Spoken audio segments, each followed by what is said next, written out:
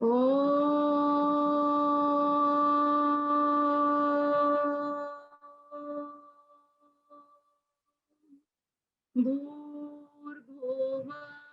स्वः तत्सवितुर्वरेण्यं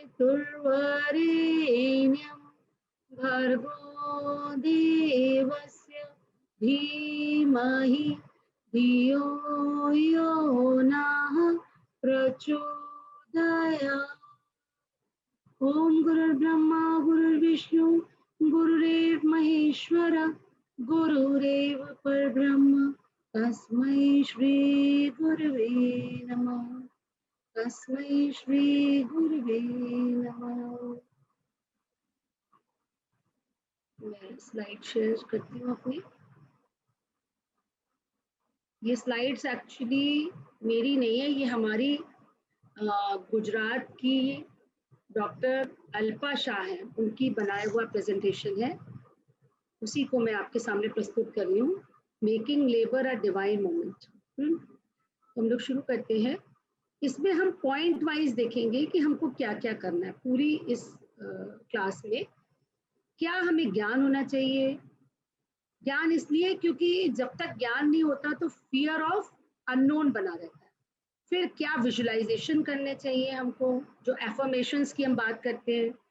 टीम का क्या महत्व है, and the most important thing कि how to keep yourself relaxed. आपको रिलैक्सेशन टेक्निक्स आनी चाहिए और उसकी तैयारी पहले से होगी। अगर मान लीजिए आप पेन में आते हैं और उस समय मैं आपसे कहूँ कि now you try to be relax, ऐसे पॉजिटिव सोचो। अब जिसने पूरे 9 महीने कुछ प्रैक्टिस नहीं करी है वो मेरी बात को नहीं समझ सकता। तो ये जानकारी हम आपको देंगे आज कि आपको रिलैक्स कैसे करना है, ब्रीदिंग कैसे प्रैक्टिस करनी है, डीप ब्रीदिंग। और जो टाइप ऑफ ब्रीदिंग्स हैं वो कुछ अलग अलग है, तो वो बताएंगे कि कैसी ब्रीदिंग ड्यूरिंग कॉन्ट्रैक्शन, जब कॉन्ट्रैक्शन नहीं आ रहा है, दर्द नहीं आ रहा है, तब कैसी ब्रीदिंग।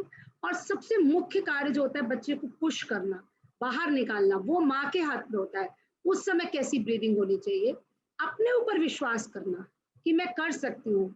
अपनी ईश्वरी सत्ता जो हमारा संरक्षण कर रही है उस पर विश्वास करना कि वो हमारे साथ है हमेशा। और अपने ऊपर विश्वास करना कि ये मैं कर सकती हूँ, मेरा शरीर इसके लायक है और ऐसा ही प्रकृति ने बनाया है, तो मैं इस बच्चे को सामान्य प्रसव से जन्म दे सकती हूँ। फिर कनेक्ट विद योर चाइल्ड। सबसे पहले ये सिखाया जा रहा है 9 महीने, तो बच्चा ऑलरेडी कनेक्टेड है, वो आपकी बात सुनेगा। आप जैसा उसको बोलोगी वैसा होगा, ये विश्वास रखिए। फिर प्रिपरेशन, लेबर रूम से जाने से पहले हमको क्या प्रिपरेशन करनी है वो। तो अब हम जानते हैं नॉलेज। नॉलेज होना बहुत जरूरी है, क्योंकि जैसे आप एक अनजान अंधेरे रास्ते पे चलते हैं तो आपको डर लगता है। इसी तरह जब तक आपको पूरी प्रोसेस के बारे में मालूम नहीं है तो आपको लगता है पता नहीं कैसा दर्द होगा, क्या होगा। अच्छा, फिर यहाँ से हम एक शब्द और करेंगे, एक प्रैक्टिस और करेंगे सब लोग मिल करके, मेरे को भी टोक दीजिएगा कि हम दर्द नहीं यूज करना है, हमें पेन नहीं करना है। हम यहाँ पे लव, पेन की जगह लव। तो how will this love be, ये कैसा होगा, कितना होगा, ये सब जानना हमारे लिए जरूरी है। तो सबसे पहले समझते हैं व्हाट इज ईडीडी। ईडीडी एक डॉक्टर आपको डेट देती है, एक्सपेक्टेड डेट ऑफ डिलीवरी। अब this is not the date of delivery, और यूजुअली बच्चा एक्सपेक्टेड डेट ऑफ डिलीवरी से पहले ही हो जाता है। ज्यादातर बच्चे, ज्यादातर डिलीवरी जो है एक्सपेक्टेड डेट से पहले होती है। अगर एक्सपेक्टेड डेट क्रॉस हो जाती है और सब कुछ सामान्य है, ब्लड प्रेशर ठीक है, बच्चे का साइज ठीक है, बच्चा हड्डी में एंटर कर चुका है, यानी कि जो पेल्विक बोन होती है उसके अंदर आ चुका है, सब कुछ ठीक है, मूवमेंट भी ठीक है, वजन बहुत ज्यादा नहीं है, तो यूजली डॉक्टर्स 5-7 दिन वेट करते हैं डेट क्रॉस होने के बाद।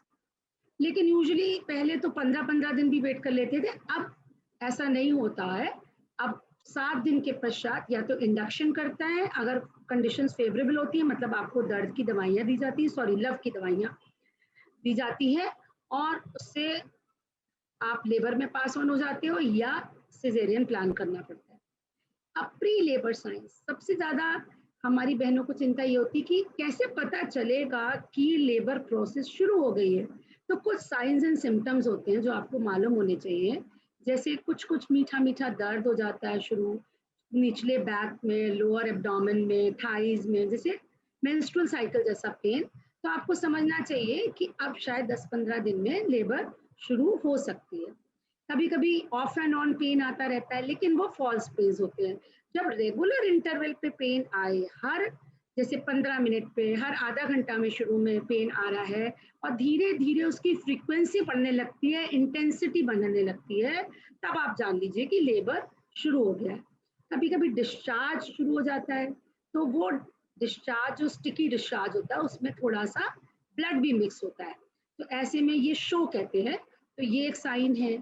या एक इम्पॉर्टेंट साइन और है, जैसे आप जब पूरा 8.5 महीना होने लगता है तो आपका पेट इतना बड़ा हो जाता है, बच्चा इतना रिप्स को टच करने लगता है कि आपको उठने बैठने में दिक्कत होती है। लेकिन जब लेबर शुरू होने से थोड़े दिन पहले वो नीचे चला जाता है, बेबी के लिए जगह बन जाती है, हेड नीचे चला जाता है, तो ऊपर का हिस्सा थोड़ा हल्का हो जाता है। तो वो जो ऊपर की एक आपको कहना चाहिए सांस लेने में भी दिक्कत होती है, बैठने में दिक्कत, वो थोड़ी हल्की हो जाती है, इसे कहते हैं लाइटनिंग। तो बच्चा नीचे चला गया, तो अब जो दिक्कत है वो नीचे होने लगती है, जैसे टॉयलेट जाना पड़ता है बार बार, उठने बैठने में दिक्कत हो रही है। ये सब साइंस ये क्या है कि बच्चा नीचे चला गया और कुछ दिन में लेबर शुरू हो सकती है। सो जैसे मैंने पहले कहा कि we will change the word labour pain to labour of love. Labour pain सुन के ऐसा लगता है कितनी बड़ी प्रॉब्लम आने वाली है। लेबर मतलब बहुत भारी काम, जैसे मजदूरी वाला काम, बहुत मशक्कत वाला काम, और साथ में दर्द। तो दो ऐसे शब्द अगर हम माइंड में इम्प्रिंट करेंगे तो हमेशा डर लगेगा। इसलिए नहीं, ये बच्चा जो है पति पत्नी के प्यार की निशानी है, इसलिए this is labour of love. तो हम पेन नहीं, लव वर्ड यूज करेंगे। फिर हम यहाँ ये समझेंगे कि यहाँ पे एक लाइफ क्रिएट कर रहे हैं, एक नए जीव को इस संसार में लाने का इतना बड़ा कार्य हमने किया है, उसके लिए अपनी पीठ थपथपानी पड़ेगी। आप एक छोटा सा घर बनाते हैं, उसके लिए जमीन देखते हैं, आर्किटेक्ट पे जाते हैं, नक्शा बनाते हैं, नगर निगम में जाते हैं, नक्शा पास कराते हैं, कितने तरह का सामान गिरवाते हैं, सीमेंट, मोरंग, ईंटें, तब शुरुआत होती है काम की। रोज रोज जाके साइट पे देखते हैं, तो कितना उसमें आपको मेहनत करनी पड़ती है, तकलीफ होती है, आर्थिक शक्ति भी लगती है, आप दिमाग भी लगाते हैं।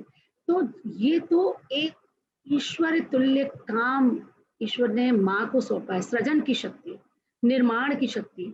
तो जब एक नई जीवात्मा को आप इस दुनिया में ला रहे हैं, तो थोड़ी बहुत तकलीफ तो होगी, और उसको सहने के लिए मैं तैयार हूँ। ये मुझे अपने आप को समझाना कि हाँ, मैं इतना बड़ा कार्य करने जा रही हूँ, इस ईश्वर के राजकुमार या राजकुमारी को इस धरती पर लाने का कार्य कर रही हूँ, तो इतना तो मैं सह सकती हूँ, ये कोई बड़ी बात नहीं। तो ये हम लेबर ऑफ लव सहने के लिए तैयार है।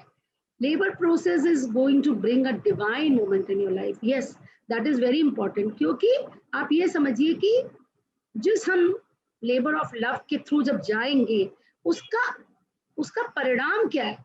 उसका परिणाम वो नन्ही सी जान जो हमारी गोद में आएगी, जिसको आप प्यार से खिलाएंगी गोद में, जिसके लिए इतना इंतजार कर रहे थे, इतनी तैयारी कर रहे थे आप, आपके हस्बैंड, घर वाले। तो वो डिवाइन मोमेंट के लिए अगर थोड़ी बहुत तकलीफ सहनी भी पड़ती है तो कोई मुश्किल नहीं है। और हम अपनी सुनी सुनाई बातों पे ना जाएं, क्योंकि एवरी डिलीवरी इज डिफरेंट। हम इस पे ना जाएं कि हमें पहले कितनी तकलीफ हुई थी पिछले बच्चों में, या हमने मूवीज में देखा है, उस पे नहीं जाइए। या हमने फ्रेंड से सुना है कि कितना डिफिकल्ट ये प्रोसेस होती है। हर सोल की यात्रा अलग है। इस सोल को आपने 9 महीने एकदम अलग ट्रीटमेंट दिया है, तो इसके लिए ये आवश्यक है कि हम स्वयं को ये विश्वास दिलाएं कि इसमें हम बहुत कम तकलीफ के साथ इस बच्चे को जन्म देने वाले हैं, बहुत आनंदमय तरीके से इसको जन्म देने वाले हैं। तो इसमें मुझे कोई परेशानी नहीं है। फिर हम समझेंगे स्टेजेस ऑफ लेबर क्या है। आई एम सॉरी प्रज्ञा दीदी, मुझे ये हटाना नहीं आता है, कैसे हटाएंगे? किसी ने इस पे स्क्रीन पे कुछ स्क्रिबल कर दिया है, ये आप लोग को परेशान करेगा पूरे समय। अब ये देखिए स्टेजेस ऑफ लेबर थोड़ा जानना आपके लिए जरूरी है कि ये एक मिनट इसको कर सकते होते हैं। सब स्क्रीन शेयर जहाँ से हो रहा है वहीं पे मोर में ऑप्शन होगा। स्क्रीन शेयर, ये मोर, हाँ मोर में, इसमें क्या है, डिसेबल एनोटेट करके। अच्छा डिसेबल, ठीक ठीक ठीक, ओके। क्लियर नहीं ये तो मैंने डिसेबल एनोटेशन करा पर उससे नहीं हुआ। ये क्लियर ऑल ड्राइंग्स, क्या है, क्लियर ऑल ड्राइंग्स, ये तो इसमें नहीं है। डस्टबिन बना होगा उसमें, हाँ डस्टबिन बना होगा उसमें क्लिक करेंगी तो क्लियर ऑल ड्राइंग्स आएगा। डस्टबिन एनोट, अच्छा ये तो नहीं है, नीट वाला। Yes clear, okay, thank you so much. आज मैंने एक नई चीज सीख ली। चलिए अब ये देखिए स्टेजेस ऑफ लेबर।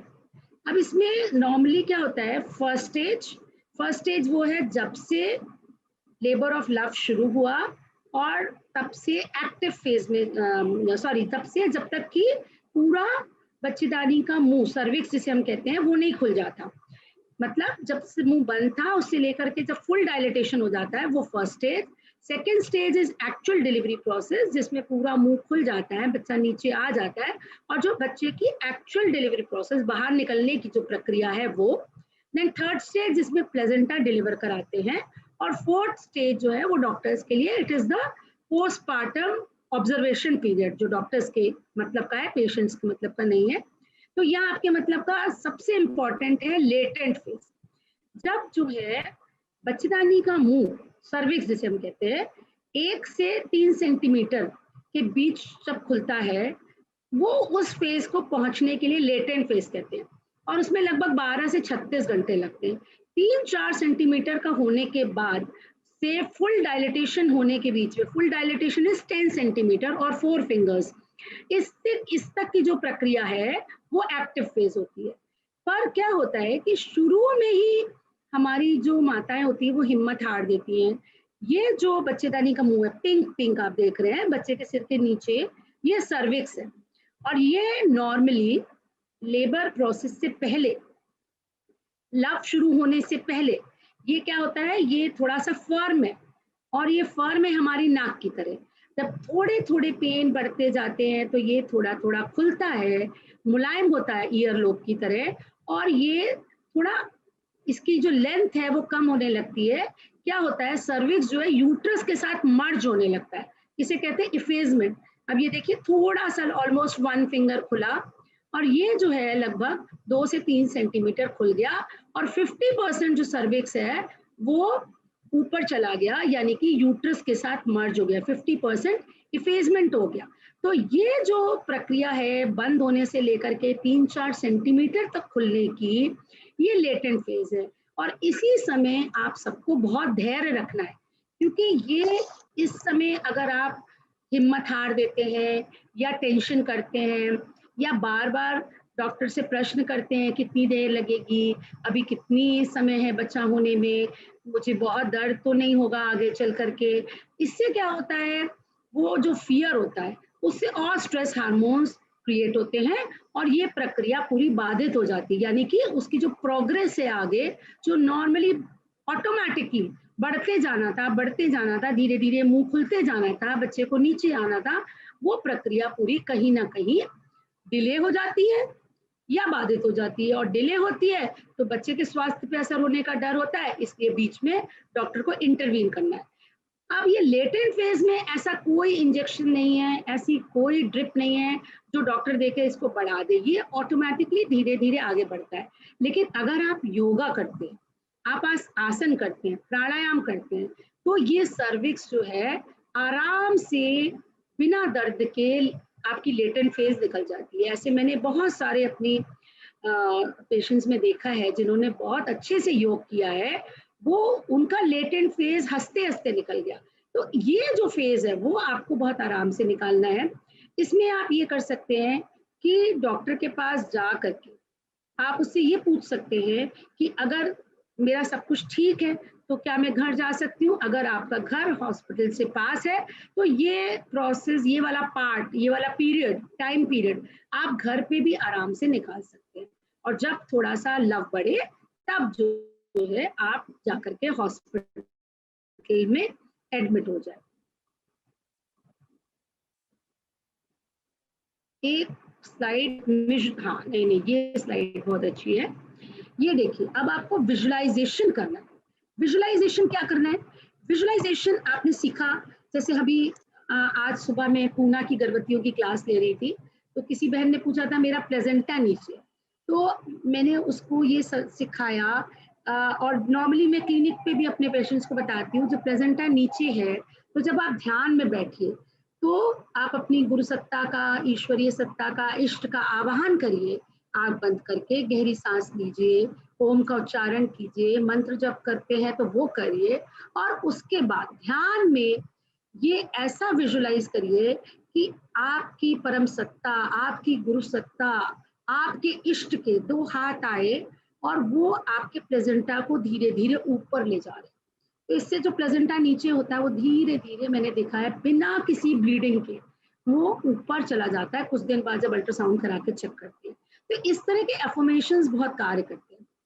और यही विजुअलाइजेशन जो आप अपने बच्चों के गुण के लिए करते हैं, अपने बच्चे के सौंदर्य को निहारते हैं। आपने पिक्चर्स बनाई, मैंने देखा ड्राइंग्स इतनी प्यारी प्यारी बनाई कि मेरा बच्चा ऐसा होगा।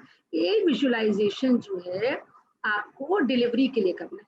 पहला विजुअलाइजेशन आपको जो करना है, जो मैंने मंत्र के साथ कराया, कि एक अंतरिक्ष से बीम आ रही है, सफेद लाइट की बड़ी सी बीम है, और उसने आपको और आपके बच्चे को पूरा अपने घेरे में ले रखा है।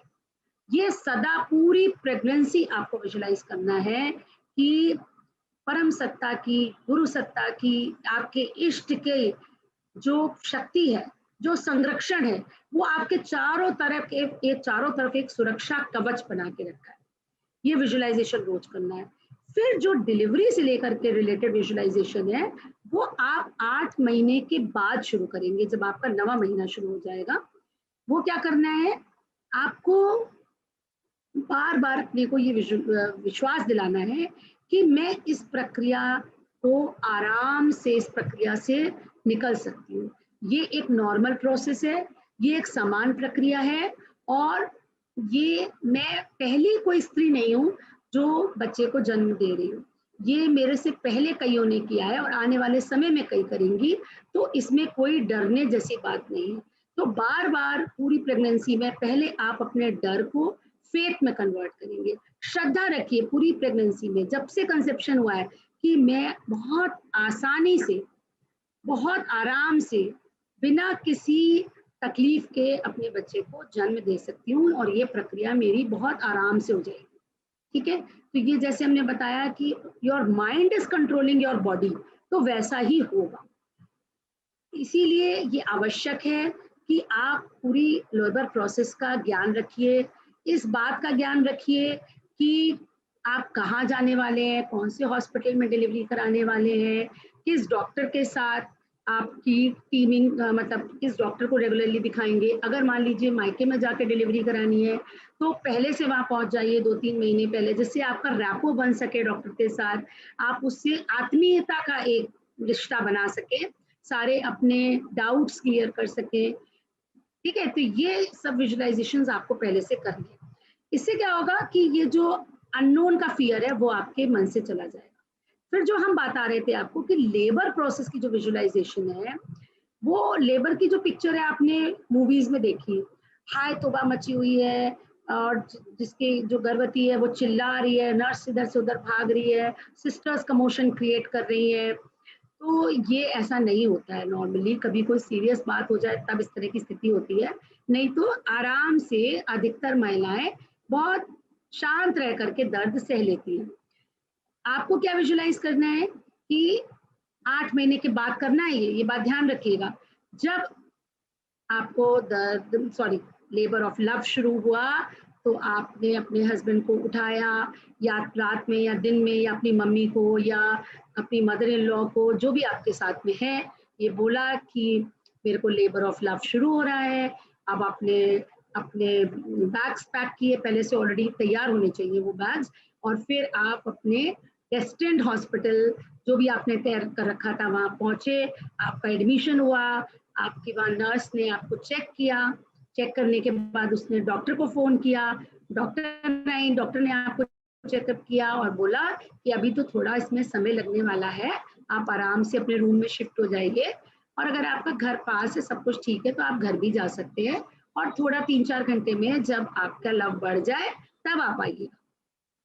तो इसको आप इस तरह से विजुलाइज करिए, और जब आप धीरे धीरे आप आराम से टहल रही हैं, जब आप सपोज डॉक्टर कहती है अभी तो 1 फिंगर आपका माउथ खुला है, तो अभी तो 2 फिंगर तक होएगा, तब दर्द थोड़ा थोड़ा बढ़ेगा। इस बीच में धीरे धीरे लव आपका बढ़ रहा है, आप टहल रही हैं, कभी म्यूजिक सुन रही हैं, मंत्र चैंटिंग कर रही हैं, या बातें कर रही हैं, अपने बच्चे के साथ संवाद कर रही हैं, कुछ हल्का भोजन बीच बीच में ले रही हैं, तो ये सब आप पहले से विजुलाइज करते रहिए। एक फोल्डर बना लीजिए जिसमें आप मंत्र, अपने जो गीत आपको पसंद है, कोई बुक आपको जो मोटिवेट करती है, और विशेष तौर पर इस समय आप वीर रस से संबंधित गीत 7वें-8वें महीने में सुनिए, वो आपको शक्ति प्रदान करेंगे। तो ये सब प्लेलिस्ट आपकी, म्यूजिक फोल्डर, किताबें, ये सब पहले से एक जगह जमा कर लीजिए कि जब आप हॉस्पिटल जाएंगे तो ये सब आपके साथ में होना चाहिए।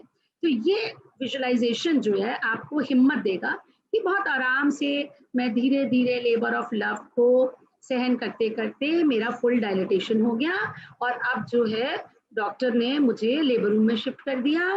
फिर डॉक्टर ने कहा कि अब आप थोड़ा सा जोर लगाइए, आराम से मेरा बच्चा नीचे आ गया, और फिर डॉक्टर ने मुझे लोकल एनेस्थीसिया की एक सुई दे दी, उससे मेरा नीचे का हिस्सा सुन्न हो गया, और बच्चे को उन्होंने निकाल लिया और बता दिया मुझे कि मेरे गोदी में बल्कि दे दिया, मेरे गाल से सटा दिया मेरे बच्चे को, और मेरे बच्चे की जो रोने की आवाज है वो कानों में मेरे एक मधुर संगीत की तरह सुनाई दे रही है। मैंने बच्चे को अपने खूब प्यार किया, और एक मुस्कुराहट के साथ फिर मैं एक रिलीफ महसूस किया कि ये कार्य बहुत अच्छे से संपन्न हो गया।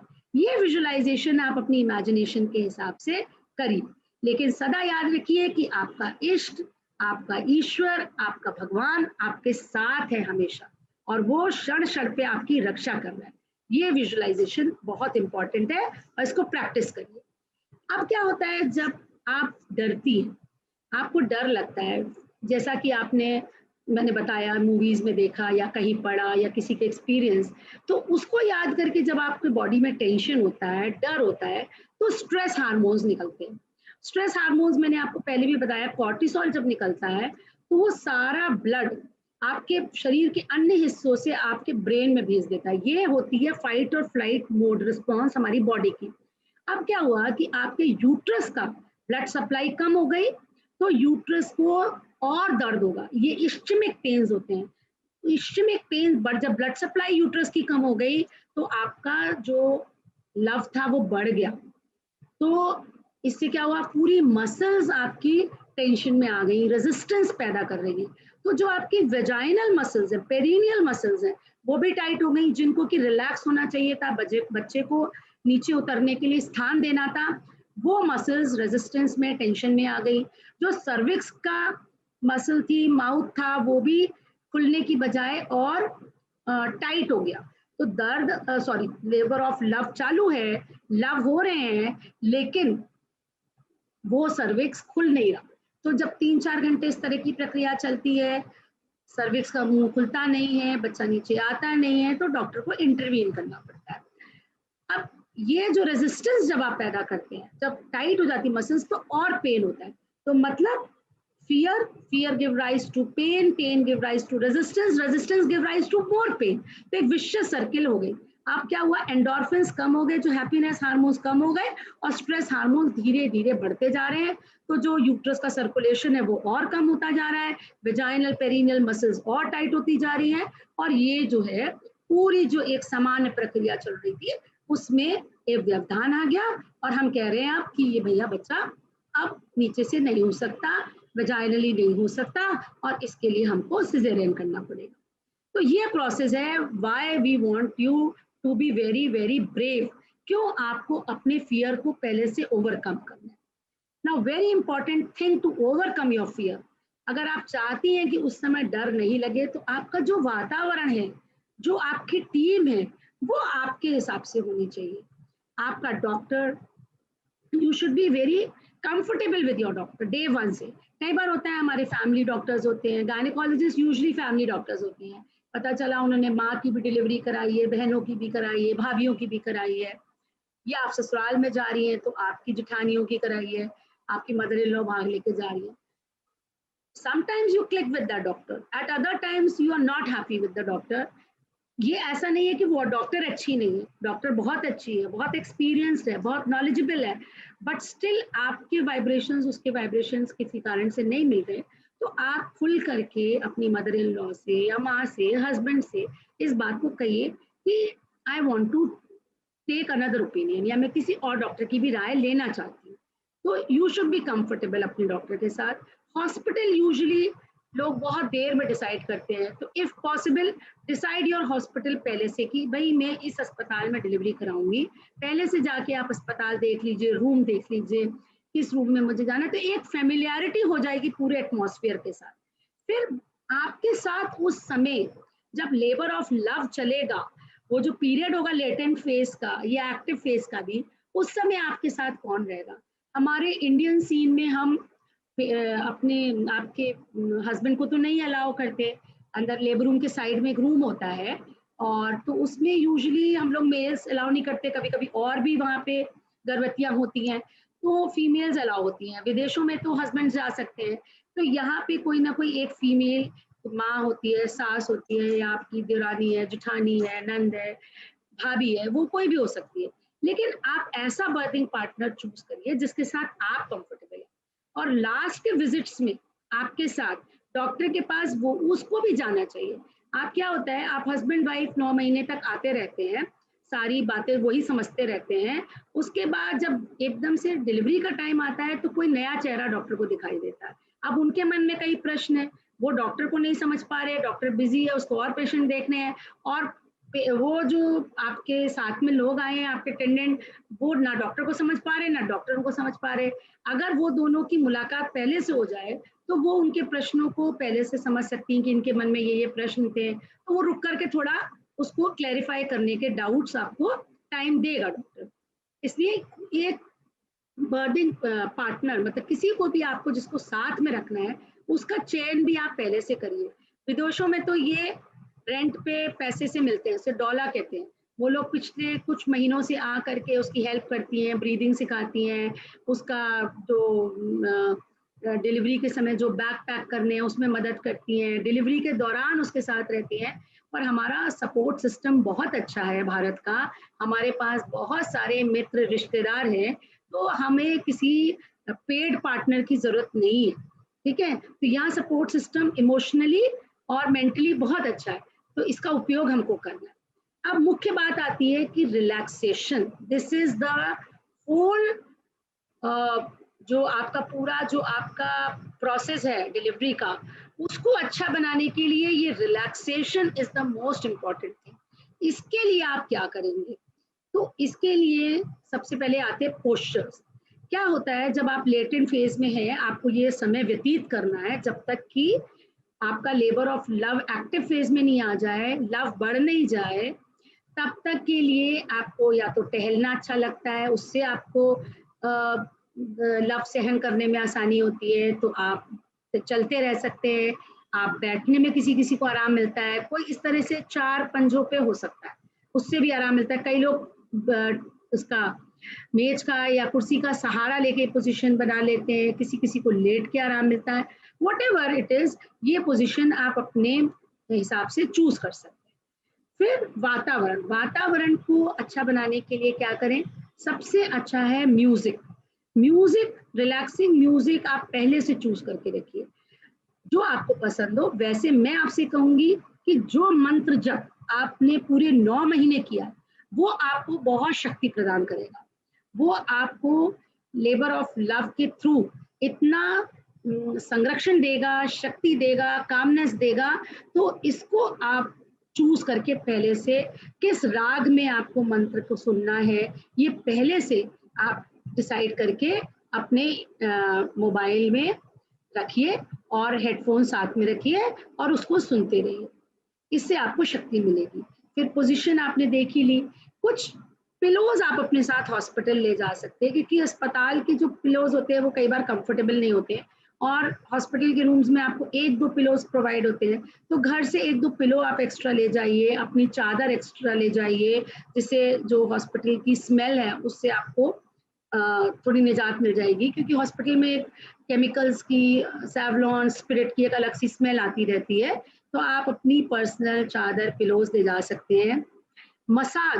मसाज बहुत इंपॉर्टेंट है। ये आप किसी भी सेंटेड ऑयल, जैसे लैवेंडर ऑयल है, पिपरमिंट ऑयल है, या और भी तरह के आते हैं ऑयल्स, उनसे जब डीप मसाज कराते हैं तो क्या होता है कि पेन पाथवेज ब्लॉक हो जाते हैं, तो आपको लव सहने में आसानी मिलती है। आपको उतना महसूस नहीं होगा जितना कि हो रहा है। वो एक साइंटिफिक प्रक्रिया है। तो मसाज जो है उस दौरान अगर कमर की कराई जाए, हाथ पैरों की कराई जाए, तो ये फेज आपका आसानी से निकल जाता है। फिर ये जो ऑयल होते हैं, इसमें जो सेंट होती है वो भी आपको रिलैक्स करती है। इसको कहते हैं एरोमा थेरेपी। इसी तरह से आप ये पहले से चूज करके रखिए 6-7 मंथ में, जब तक आप बाजार जा पा रहे हैं, कि हमको कौन से ऑयल्स को रखना है। कुछ आप धूप या अगरबत्ती पास में रख सकते हैं, जिससे कि हॉस्पिटल की स्मेल आपको परेशान ना करे।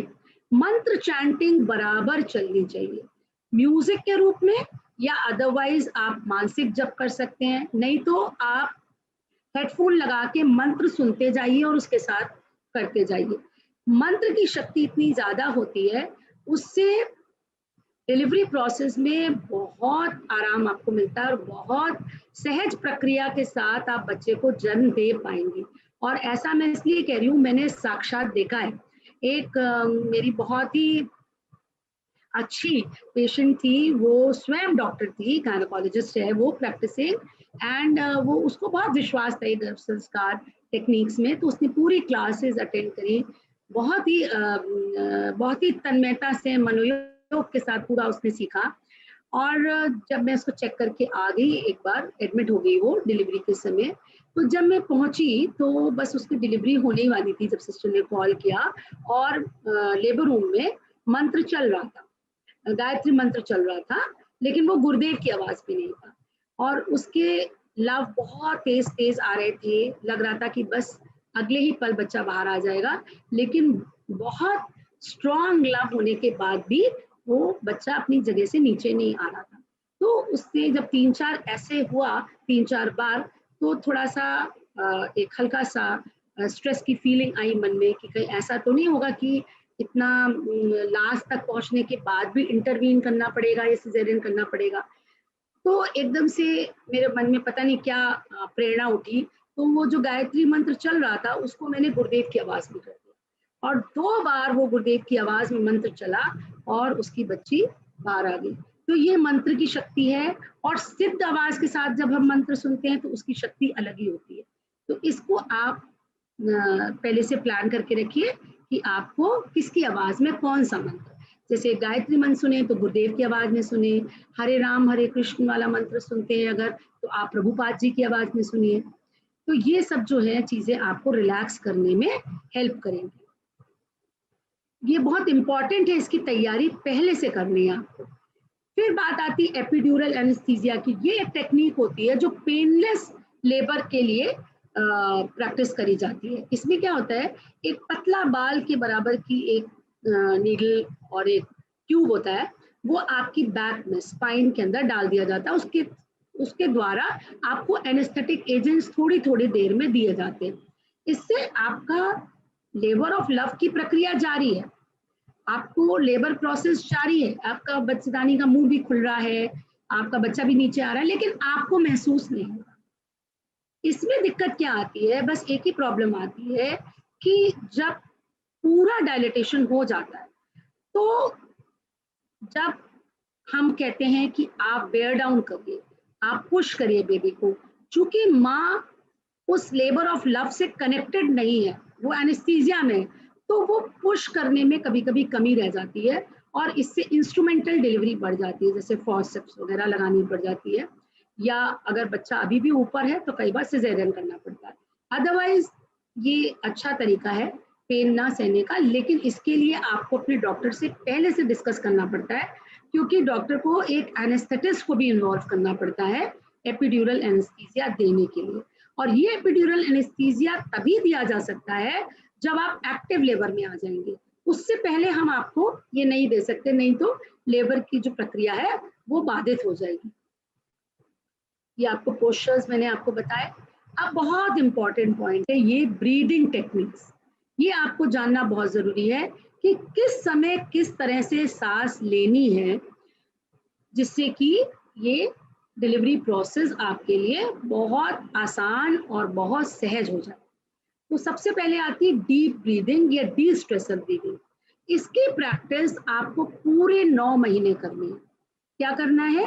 गहरी सांस लेनी है नाक से और ऐसे देखना है कि पूरी सांस चेस्ट में भर गई और इससे डबल गिनती से आपको बाहर निकालनी है। तो आप करके देखिए, अभी गहरी सांस लीजिए, 1 2 3 4 और अब पूरी सांस बाहर निकालिए नाक से, 1 2 3 4 5 6 7 8। फिर पूरा चेस्ट फिर भारी, फिर दोबारा सांस लीजिए, 1 2 3 4। अब क्या हो रहा है?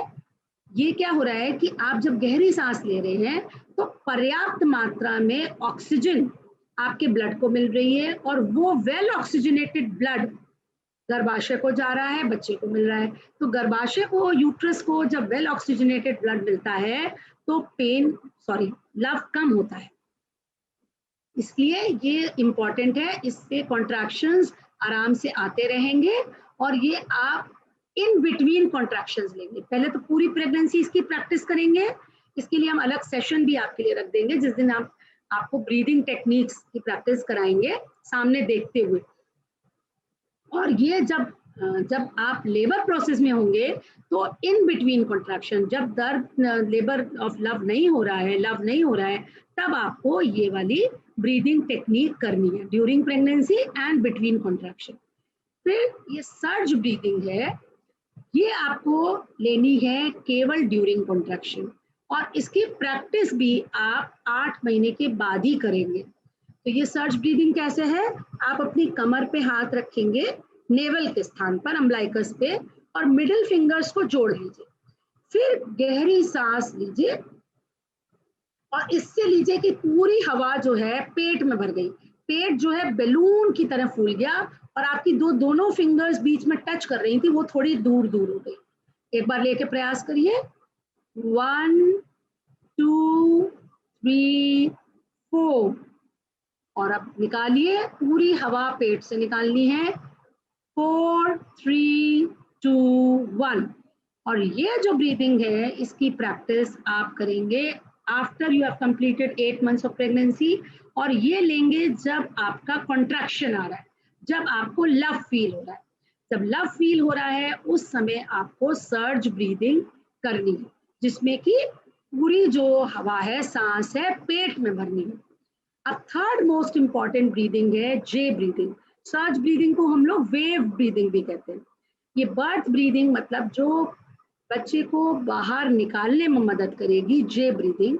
ये आप केवल जब आपका बच्चे का पूरा टाइम हो जाए, 37 वीक्स कंप्लीट हो जाए, एटलीस्ट 36 वीक्स कंप्लीट हो जाए, तब आप इसको प्रैक्टिस करेंगे, नॉट बिफोर दैट मीन्स 8.5 महीने के आसपास। और इसका तरीका ये होता है, जब आप गहरी सांस लेते हैं, गहरी सांस लीजिए, महसूस करिए वो पूरी सांस जो है आपके पूरे थ्रोट से, चेस्ट से, पेट से होते हैं, यूट्रस और सर्विक्स से निकल के अंदर तक जा रही है। और जब आप उसको बाहर निकालेंगे तो ऐसा फील करिए कि वो जो है प्रेशर जो है नीचे को आपके यूट्रस से, वजाइना से होते हुए बाहर निकल रहा है। इसकी प्रैक्टिस का सबसे आसान तरीका है, जब आप स्टूल पास करने बैठे तब उसको लीजिए। तो ऐसा महसूस करिए कि पूरी नीचे से सांस आई, आपका वजाइना से, यूट्रस से, पेट से होते हुए सांस ऊपर को गई, तब आपने सांस ली, और जब बाहर निकाली तो एक प्रेशर महसूस करिए जो बाहर को स्टूल पुश कर रहा है, तो वो सांस जो है उधर से भी निकल गई। आप निकाल रहे हैं ऊपर से, लेकिन महसूस करिए कि प्रेशर जो है नीचे से निकल रहा है, यूट्रस से और सर्विक्स के माध्यम से। और अगर इस ब्रीदिंग के माध्यम से आप स्टूल पास कर सकते हैं, स्टूल को बाहर निकाल सकते हैं, तो आपको कॉन्फिडेंस आ जाएगा कि आप बच्चे को भी बाहर पुश करके निकाल सकते हैं इस ब्रीदिंग के द्वारा। ठीक है, तो ये थोड़ा सा ऐसे समझना डिफिकल्ट है, इसके लिए एक सेशन रख करके आपके योग क्लास में या मेन क्लास में आपको इसको हम ब्रीदिंग टेक्निक्स को सिखाएंगे। फिर इम्पॉर्टेंट है टू ट्रस्ट योर बॉडी। आपका शरीर आपकी मन के नियंत्रण में होना चाहिए, आपका शरीर आपकी बात मानेगा, प्रोवाइडेड आपने अपनी मन को शुरू से ट्रेन किया है, और किया ही है। आप ध्यान कर रहे हैं, जप कर रहे हैं, संगीत सुन रहे हैं, सात्विक भोजन ले रहे हैं, स्वाध्याय कर रहे हैं, तो यू आर 9 मंथ्स आप एक तप कर रहे हैं, आप संयम से रह रहे हैं, आपने पूरा एक अपना टाइम टेबल बनाया है, और उस टाइम टेबल के अंतर्गत आप रह रहे हैं, तो आपकी बॉडी ऑलरेडी ट्रेन हो चुकी है, आपने नियमित योगासन किए हैं, प्राणायाम किए, तो पूरी जो ये तैयारी थी वो 9 महीने आपने अच्छे से की है, और वो इसीलिए करी है ना, इस दिव्य पल के लिए, जब वो बच्चा आपकी गोद में आएगा। तो आपको आत्मविश्वास रखना है, डर तो आपका निकल चुका है, अब ये पूरा पूर्ण विश्वास रखना है कि ये संभव है, ये सामान्य प्रक्रिया है और मैं इसको कर सकती हूँ। आप अपने आप को याद दिलाइए कि पहले पुराने जमाने में जब इतने हॉस्पिटल नहीं थे, डॉक्टर्स नहीं थे, तब भी डिलीवरी होती थी। हाँ, ये है कि तब कॉम्प्लिकेशंस ज्यादा होते थे, आज हमने कॉम्प्लिकेशन रेट कम कर दिया, लेकिन बच्चे तो होते ही थे, तो क्यों नहीं हो सकता है मेरा। तो ये मेरा शरीर पूरी तरह से इस प्रसव प्रक्रिया के लिए तैयार है और मैं आराम से इसको कर सकती हूँ। देखिए, जो हमारे और हमारे पशु होते हैं, मैमल्स, जो हमारे ह्यूमंस की कैटेगरी में आते हैं, जैसे गाय है, कुत्ता है, बिल्ली है, इनकी भी प्रसव प्रक्रिया होती है, और इनको तो कोई हेल्प करने वाला भी नहीं होता, इनकी कोई टीम भी नहीं होती, बच्चा हो जाता है। क्यों? क्योंकि ये महसूस तो कर सकते हैं, लव को महसूस करते हैं, लेकिन ये एनालाइज नहीं करते। हम क्या करते हैं? हम ओवर थिंकिंग करते हैं, क्या होगा, कब होगा, कैसे होगा। कभी कभी क्या होता है, जो अटेंडेंट्स होते हैं, जैसे हम अपनी माँ को ले गए, अब वो माँ हमारे मोह में, पुत्री के मोह में इतनी परेशान हो जाती हैं, वो बार बार प्रश्न करती हैं, अब कितनी देर और लगेगी, पैनिक करती हैं, डर क्रिएट करती हैं, तनाव का माहौल कर देती हैं। तो ऐसे लोगों को सलाह है कि वो लोग घर पे रहें और प्रार्थना करें, मंत्र जप करें सब लोग, वो शक्ति देगा। केवल जो व्यक्ति आपको हंसा सकता है, आपको रिलैक्स कर सकता है, उस व्यक्ति को आप अपने पास रखिए। And please do not overanalyse the situation, leave it to the doctor. वो आप अपना ट्रस्ट अपने शरीर पे, अपने परमात्मा पे, अपने इष्ट पे, और साथ साथ अपने डॉक्टर पे भी रखिए। ये उसका काम है, उसने इसकी पढ़ाई करी है, और हर डॉक्टर अपने मरीज का भला चाहता है, वो आपकी हेल्प करने के लिए। तो अननेसेसरली आप गूगल करके, नेट से पढ़ करके, तरह तरह के क्वेश्चंस उसमें डाल करके, जो आप अपने को क्या करते हैं, ओवरबर्डन कर लेते हैं विचारों से, वो अगेन जो क्लटर आपके दिमाग में इकट्ठा हो जाता है, वो बहुत सारा फियर क्रिएट कर देता है। ठीक है, तो इसको आप ध्यान रखिए और आत्मविश्वास रखिए, तो ये एक सामान्य प्रक्रिया आराम से हो जाएगी। और last and most important thing is connect with your child. गर्भ संवाद आपने 9 महीने किया है, आपको पता है, आपको उसको पहले से ये बात बतानी है कि बेटा, जब मेरे पास आने का समय होगा तो तुमको भी थोड़ी तकलीफ सहनी होगी, मेरे साथ साथ तुमको भी कष्ट होगा, पर हम दोनों एक टीम है, हम मिल करके इसको जीत लेंगे। तो ऐसे ऐसे एग्जाम्पल्स हैं, जैसे कि मान लीजिए एक सत्य घटना है कि एक महिला जो थी, वो लेबर के प्रोसेस में थी, और उनका बच्चा जो है, लव बहुत अच्छे आ रहे थे, लेकिन जो बच्चा था वो अलाइनमेंट में नहीं था, हड्डी के थोड़ा सा ऑब्लिक में था। तो डॉक्टर ने आके चेक किया और कुछ समय निर्धारित किया कि 1-2 घंटे बस और देखेंगे, अगर ये बच्चे का सिर हड्डी के अलाइनमेंट में नहीं आता है तो हमको ऑपरेट करना पड़ेगा। और उस महिला ने अपने बच्चे से बात की कि बेटा देखो, अगर तुम जो हो हड्डी के बीच में नहीं आए तो फिर क्या होगा, हमको सिजेरियन की प्रोसेस से जाना पड़ेगा, हमारी डॉक्टर सिजेरियन करेंगी। तो अगर तुम थोड़ा सा प्रयास कर लो और अपने सिर को हड्डी के बीचों बीच ले आओ तो तुम आराम से बाहर आ जाओगे। बस इतनी बात उन्होंने 2 तो 3 बार बच्चे को दोहराई, और जब दोबारा डॉक्टर आई तो लगा कि बस अब तो 15 मिनट में डिलीवरी होने की तैयारी है, बच्चा आ जाएगा बाहर। तो ये कनेक्शन आपको बच्चे के साथ रखना है। आपको उससे जब टाइम आपका पूरा हो जाए, जब 37 वीक्स हो जाते हैं, तो आप बच्चे को बताना शुरू करिए कि अब आपका मेरे पास आने का समय आ गया है, अब हम लोग मिल करके लेबर ऑफ लव को सहन करेंगे। हमारी जो डॉक्टर हैं, हमारे तुम्हारे जो पापा हैं, नाना नानी, दादा दादी, सब इसमें हम करेंगे, सब तुम्हारा बेसब्री से इंतजार कर रहे हैं, तो प्लीज तुम इसमें कोऑपरेट करना। और ऐसा कहते हैं, ऐसा लिखा है बुक्स में कि बच्चे को दोनों तरह के एहसास होते हैं। वो क्या होता है, उसकी जर्नी भी जो लेबर की है वो भी एक रोलर कोस्टर राइड की तरह से होती है।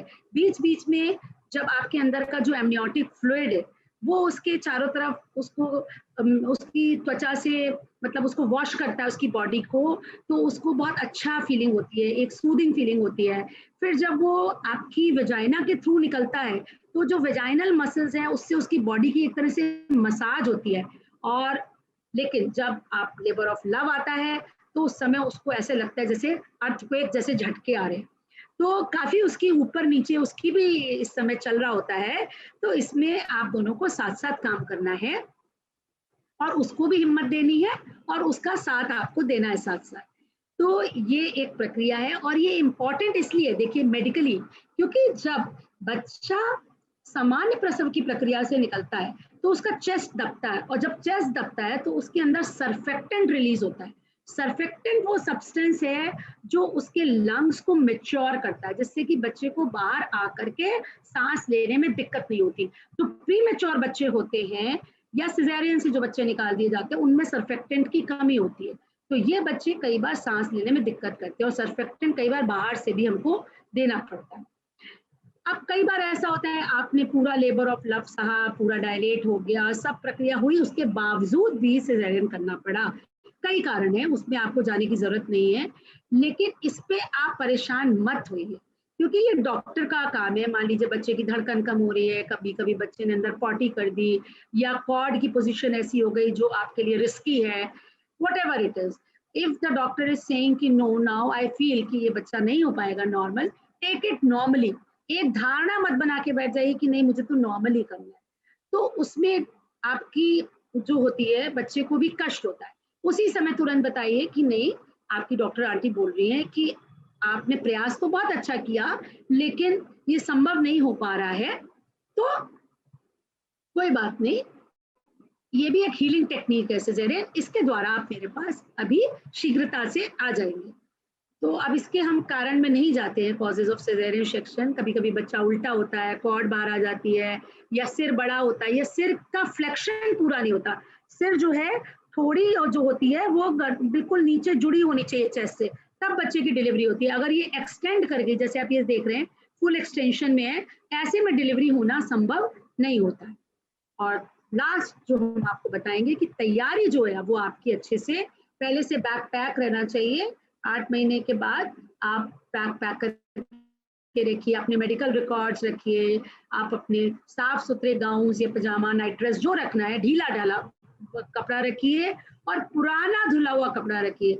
शौक में मैं देखती हूँ क्या करती हैं बच्चियां, नए नए गाउन खरीद लाती हैं। अब वो गाउन जो है त्वचा पे कितना आपको खराब, मतलब वो अच्छा एहसास नहीं देगा। उस या तो नया पहना है तो उसको कई बार धो लीजिए और सुखा करके मुलायम कपड़ा रखिए, अंडरगारमेंट्स रखिए, थोड़े बर्तन होने चाहिए आपके पास, ड्राई स्नैक्स, कुछ बीच में हल्का खाने का मन है, फ्रूट जूस हो, ग्लूकोज का पानी पी लो, एनर्जेल पानी आता है वो पी लीजिए।